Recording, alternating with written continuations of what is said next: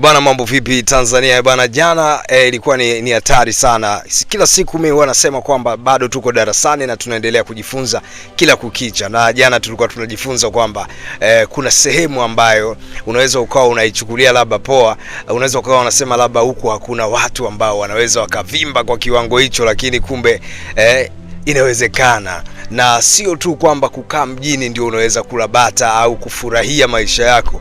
Unaweza kukaa sehemu yoyote na ukafurahia maisha yako, mpambanaji. Mimi hilo ndio jambo ambalo nimeweza kujifunza, kwamba unaweza kuwa sehemu yoyote, lakini ukiwa na mpunga, ukiwa na pesa, unaweza kufanya chochote kile na kikawa. Tumeona Alikiba kwenye show, tumeona pesa nyingi sana zikimwagwa, tumeona zawadi za bilioni moja, mtu anapewa bilioni moja, ambao kuna mtu mwingine ndio utajiri ambao anaofikiria yakifikia hiyo pesa kwamba ameuaga umaskini, na kuna watu kibao wamekufa hawajazifikia hizo pesa ambazo amepewa yule dada kama zawadi ya kamati. Umeona bwana, na vitu vingine kama hivyo. Lakini mimi hapa Mr. Ndeme the Genius nilikuwa nataka kuambia kwamba wakazi wa Katoro wameezeka nyumba zao na vigae vya Dekra, kwa sababu kitu walichokifanya jana ni moja kwa moja kwamba wale ni wafalme. So ukiwa mfalme unahakikisha kwamba paa la nyumba yako limeezekwa kwa vigae ambavyo vinadumu kwa zaidi ya miaka 50 na kuendelea,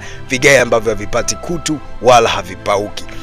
Kama hawajaezeka na vigae vya Dekra, muda ndio sasa wa kuja kuezeka na vigae vya Dekra kupitia kwetu, na watavipata kwa gharama nafuu sana. Asante na karibuni sana.